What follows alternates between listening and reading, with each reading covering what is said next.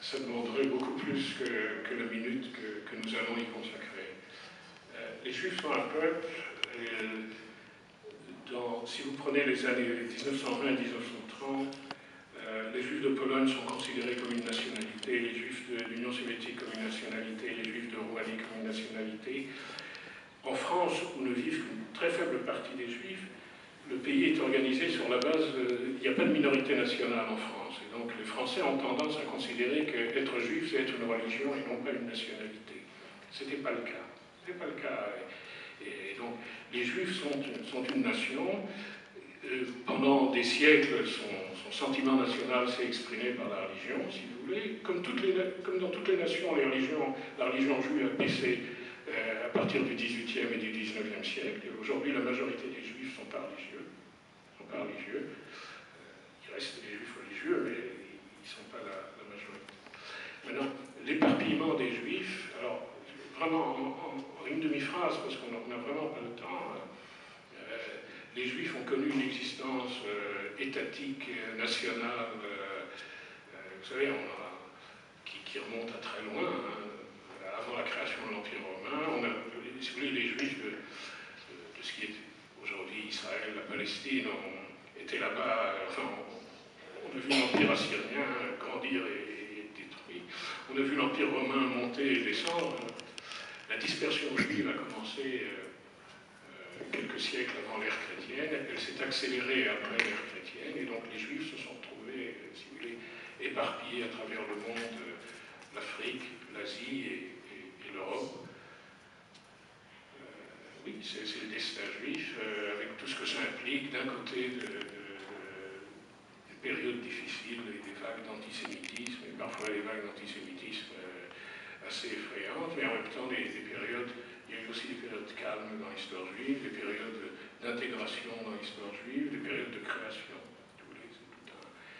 C'est toute une histoire. Je ne peux pas en dire plus, si vous voulez. Je peux en dire plus, on n'a pas le temps, c'est pas qu'il n'y a pas à dire. Les antisémites dans la résistance, monsieur est là, il y en a énormément. Il y en a énormément. Je vais donner juste quelques exemples parce que eux, après la guerre, ne se vanteront pas d'avoir été antisémites avant la guerre. Et donc il faut faire des recherches pour les trouver. Si vous voulez, je vais vous donner plusieurs exemples. Je vais parler de Jacques Renouvin. À Combat, il y a aussi Ghislain de Bénouville, qui sera le général de la résistance, Ghislain de Bénouville, qui sera une personnalité connue dans la France de l'après-guerre et qui a publié des articles antisémites.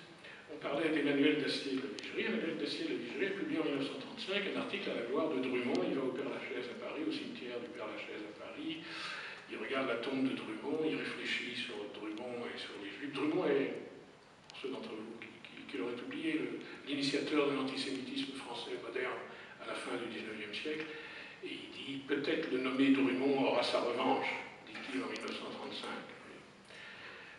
Un exemple très célèbre et très bouleversant, parce qu'il m'a beaucoup surpris. Marie-Madeleine Fourcade, qui sera présidente du résistant très connu, très célèbre, qui sera présidente du comité d'action de la résistante après la guerre dans les années 50, 60 et 70. Jeune femme, elle rencontre en 1936 Lustono Lacco. Lustono Lacco initie un mouvement qui est un type d'extrême droite, qui initie un mouvement parallèle à la Cagoule. La Cagoule était une organisation secrète d'extrême droite. Lui, il fait sa Cagoule à lui, il appelle ça la spirale. Et Marie-Madeleine Fourcade est son assistante. Elle marche avec lui. Elle marche avec lui. Il publie, elle est secrétaire générale du groupe, lui est le président du groupe. Il publie un journal qui s'appelle L'Ordre National, dont j'ai retrouvé des exemplaires à la Bibliothèque nationale. Et il y a des articles antisémites. Il y a plein d'articles antisémites, des articles contre les Juifs.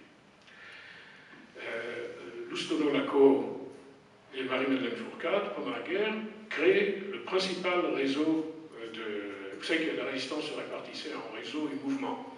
Un réseau, c'était surtout de l'espionnage pour les Anglais, hein, pour transmettre des informations sur les Allemands, sur les avions, sur les sous-marins, sur les bateaux, pour permettre à l'Angleterre de combattre et de bombarder. Eux créé le mouvement principal qui s'appelle le mouvement Alliance, qui sera un mouvement où il y aura un taux de perte absolument gigantesque. Loustolaco est pris assez rapidement par...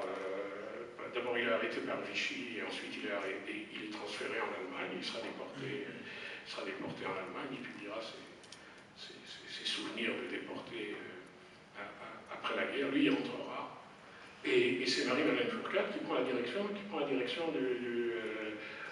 d'Alliance. Et bon, juste une petite anecdote qu'elle raconte dans ses mémoires. Elle doit transmettre à Londres que c'est elle qui prend la direction du réseau. Mais d'un autre côté, à l'époque, l'idée qu'une femme prend la direction d'un réseau d'espionnage, c'est inacceptable. Alors elle rédige son message qu'elle envoie en morse à Londres, elle le rédige au masculin, pour pas que les Anglais soient surpris à l'idée que c'est une femme qui prend la direction du... Bon, c'est une résistante assez ensuite dirigeant les associations de mémoire, les associations d'anciens résistants. Dans ses mémoires, elle ne dira pas qu'elle a été la secrétaire générale d'un groupe qui publiait des articles antisémites. Elle ne peut pas le dire. Elle sera pro-juive, elle soutiendra l'État d'Israël. Enfin, vous voyez ce que je veux dire, ça ne colle pas. De la même façon que dans les biographies dans les livres qu'on écrit sur le mouvement de libération que dirigeait Emmanuel Dacier de la Vigerie, on évitera de dire qu'il était antisémite pendant la guerre. Vous voyez, il y a un phénomène d'occultation.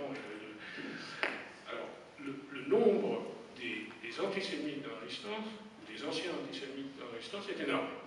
Énorme, y compris des gens qu'on ne soupçonne pas, des gens qu'on ne devine pas. Et ça vient de quelque chose de très simple. Ça vient de quelque chose de très simple, vous l'avez dit. Vous l'avez dit. L'extrême droite française des années 30 est à la fois, sous l'impulsion de Maurras, disons, sous l'impulsion d'autres, est à la fois antisémite et anti-allemande. Alors, il y a une partie de cette extrême droite qui sera séduite par le nazisme et ça donnera l'extrême droite, ça donnera Brasilac, ça donnera Lucien Robatet, mais il y a une bonne partie de cette extrême droite qui est restée anti-allemande. Et si les Allemands s'emparent de la France, il faut se battre contre la France, contre l'Allemagne, pardon. Il faut se battre contre l'Allemagne. C'est pour ça qu'avec De Gaulle, au début, il y avait des juifs et des gens d'extrême droite. La première équipe de la France libre autour de Gaulle lui-même le dira, et c'est vrai quand on regarde les noms les uns après les autres, c'est les juifs, et c'est normal, et c'est des gens de l'extrême droite. Et c'est des gens de l'extrême droite parce qu'eux n'ont aucun problème qui vont être les problèmes de la gauche dans la résistance. Ils n'ont jamais été pacifistes. Ils n'ont aucun blocage de type pacifiste. Vous voyez ce que je veux dire? Pour eux, l'Allemagne c'est l'ennemi, ben, il faut se battre. Ils n'ont pas non plus le problème qu'ont les communistes, qui est que jusqu'en juin 1941, il y a la politique de l'Union soviétique vis-à-vis de l'Allemagne. Donc, pour eux, c'est tout à fait normal, les Allemands sont là, il faut se battre. Donc, donc il y a beaucoup d'antisémites dans la résistance, parce qu'il y a beaucoup d'antisémites qui viennent précisément de ces milieux qui étaient à la fois anti-allemands et anti-juifs. Voilà. Merci.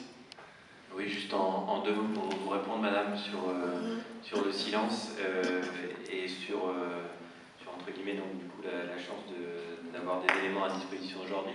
Je pense qu'on a à la fois vraiment sincèrement le même point de départ et évidemment il est différent, mais c'est ce que je vous disais tout à l'heure en introduction à la conférence, c'est que moi j'ai commencé, j'insiste, pas de déporté dans ma famille, mais j'ai commencé en tant que jeune enseignant et j'étais face à ce silence, moi. C'est-à-dire qu'on me demande d'enseigner quelque chose, je n'ai pas les éléments à disposition. Donc j'avais envie aussi et de faire de la pédagogie, de la transmission et de la recherche.